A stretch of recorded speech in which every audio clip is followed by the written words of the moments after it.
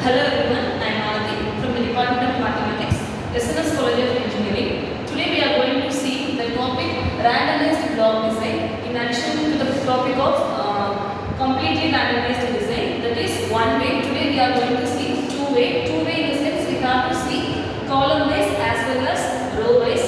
Today we are going to take a data based on fertilizer and the plot number. So here we are having three plots, 1, 2, 3, and we are going to use three fertilizers A, B, C, D. So between these two things we have to check is there any significant difference or not. So for that what we are going to do is first of all we have to fix what is our H naught. So we are going to fix as there is no significant difference between column as well as row. Like the same way we have to take alternate hypothesis, that is H1, there is a significant difference between row and column. So before going to the calculation, we should prepare one table. Just we have to look into the data. All the data are available in the 2 digits. We can keep as it is, but the calculation is little difficult. For that, we are going to shift that into the origin 40. So for 38 minus 40, we are going to have here minus 2. Like the same way, 45 minus 40, we are going to have 5. Like the same way, we have to complete this table. Then we have to do two things. One is row total, another one is column total. So row wise we have to do the addition. We are getting here minus 2, 12, 2. Column wise also we have to do the addition. We are getting here 3, 12 and minus 3. If you are adding these three things means we are getting here 12. Like the same way if you are adding these three things means we are getting here 12. So if the column total and the row total, the answer is same means we have done in a correct way. This is nothing but your capital T. So next we have to find our x1 square, x2 square, x3 square, x4 square. Further we have to take the summation for the further calculations. So next we have to find what is our n. N is nothing but 12. That is number of rows into number of columns. Here we are having totally 12 elements. So the n value is 12. T is 12. Then CF is t square by n. 12 square by 12. We are going to get 12 here. Next we have to find TSS, total sum of square, summation x1 square plus summation x2 square plus summation x3 square, x4 square minus CF. We are having all those values. How to substitute here to get the value of TSS.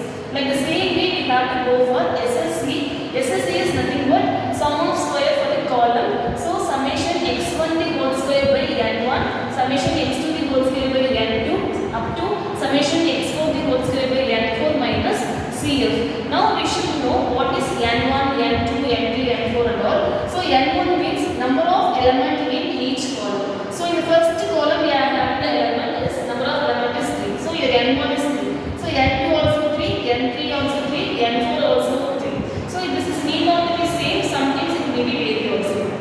So we have completed our SSC. Next we have to go for SSR. This is a major difference between the one way and two ways. If we are dealing one way means we have to stop here itself. Then we have to move for SSC. This is two way. So we have to find SSR also.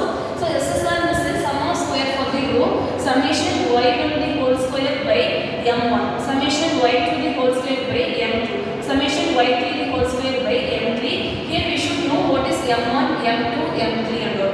m1, m2, m3 means number of elements in each row. In the first row we are having 4 elements. In the second row also we are having 4 elements. In third row also we are having 4 elements. Then minus CF and then we are having the value of CF, that is 12. So SSR value is 26 here. After find TSS, SSC, SSR, we have to find SSE.